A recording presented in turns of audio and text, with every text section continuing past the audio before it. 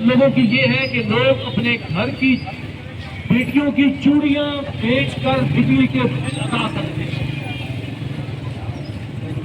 تاجر تنظیموں کے یہ نمائندے آپ کے سامنے اپنے مسائل اور آپ کے مسائل اکٹھے کر کے لے کے آئے ہیں۔ یہ باقی افراد جو تاجر نہیں ہیں، عام عوام ہیں، ان کو بھی اس بات کا احساس رکھنا چاہیے کہ یہ صرف ان کی اپنی آواز نہیں ہے، آپ کے حق کے لیے بھی یہ آئے ہیں۔ یہ پولیس والے میرے بھائی کھڑے ہیں، ان کے بجلی کے بل بھی چنگے آئے ہوں گے، تو بات یہ ہے کہ ان کو بھی شامل ہونا چاہیے ہمارے ساتھ، ہم تو یہ سمجھتے ہیں۔ تو اس وقت کنڈیشن یہ ہے کہ پورے ملک میں بجلی کے ریٹس نے، بجلی کے بلوں نے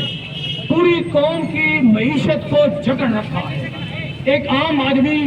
جو مزدوری کرتا ہے، وہ مزدوری کے باوجود اپنے بجلی کے بل ادا نہیں کر سکتا،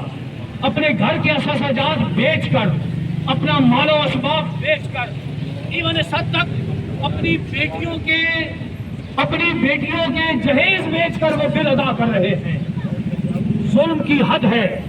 اور اس ظلم کو روکنے کے لیے پاکستان کے ہر فرد کو اپنا فرض نبھانا ہوگا، اسے شامل ہونا پڑے گا اس سارے معاملے میں، اور ذمہ داری کے ساتھ، وہ چاہے سوشل میڈیا تک ہو، وہ چاہے سڑک تک ہو، وہ چاہے کانفرنس تک ہو، وہ چاہے نجی محافل تک ہو، میں کہتا ہوں وہ مسجدوں کا ممبر کیوں نہ ہو، وہ غریب آدمی کے لیے اپنی آواز بلند کرے،